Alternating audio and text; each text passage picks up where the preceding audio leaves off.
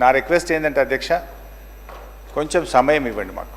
నిన్న బట్టి గారి 72 పేజీల ఉపన్యాసాన్ని చాలా శ్రద్ధగా విన్నాం. ఒక 500 పేజీల పెన్ డ్రైవ్ కూడా ఇచ్చారు. నిన్న మీరు మాకు సెలవు కూడా ఇచ్చారు, బాగా ప్రిపేర్ కండి, చదువుకొని రండి అని మీరు సెలవు ఇస్తే ఆ 500 పేజీల పెన్ డ్రైవ్ చదువుకున్నాం. 72 పేజీల పుస్తకాన్ని, ప్రసంగాన్ని బాగా విన్నాం. చిన్నప్పుడు నేను లాస్ట్ దాకున్నా, నేను ఉన్నాను. ఇప్పుడు నేను మాట్లాడేది గిందుకు సార్, నా అప్పీల్ అదే చెప్దాం అనుకుంటున్నా. ఎందుకంటే అధ్యక్ష, మేము స్కూల్కి పోయేటప్పుడు, కాలేజీ ఉన్నప్పుడు కూడా ఇంత శ్రద్ధగా చదివినామో లేదో కానీ ఈ తెలంగాణ రాష్ట్ర ప్రజల కోసం, ఈ రాష్ట్ర ప్రజల సంక్షేమాన్ని దృష్టిలో పెట్టుకొని బాగా ప్రిపేర్ అయ్యి వచ్చినాం అధ్యక్ష. నా రిక్వెస్ట్ ఏంటంటే, బట్టి గారు చాలా అనుభవజ్ఞులు, బాగా సమాధానం చెప్పగలిగిన శక్తివంతులు. సో మధ్య మధ్యలో ఈ మినిస్టర్స్ ఇంటరప్షన్స్ లేకుండా చూడాలని మేము సవినయంగా విజ్ఞప్తి చేస్తూ ఉన్నాం. అధ్యక్ష, ప్రభుత్వానికి ఓపిక ఉండాలి. శ్రీధర్ బాబు గారు, మీకు సహనశీలత ఉండాలి, ఓపిక ఉండాలి. సో అందువల్ల నేను మీతో కోరేది, చూడండి అధ్యక్ష, నేను స్టార్ట్ చేయకముందే ఇట్లా డిస్టర్బ్ చేస్తే ఎట్లా అధ్యక్ష? ఇట్లా అయితే ఎట్లా అధ్యక్ష? నేను ఏమంటున్నా అధ్యక్ష,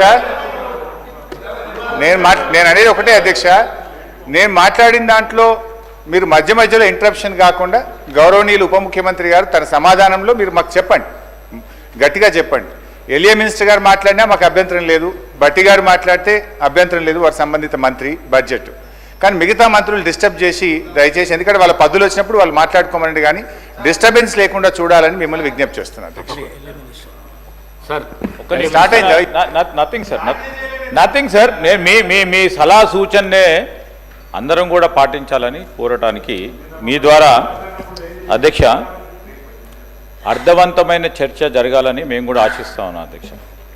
వారు సీనియర్ శాసనసభ్యులు, వారు మాట్లాడే సందర్భంలో అంతా కూడా సత్యం మాట్లాడతానని ఆశిస్తాం.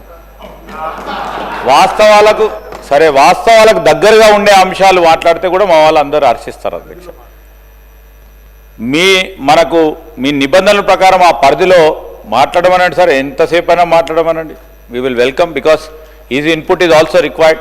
సీనియర్ శాసనసభ్యులు, డెఫినెట్లీ ఆయనకున్న అనుభవం కూడా మాకు ఉపయోగపడుతుందని ఆశిస్తూ ఉన్నాం.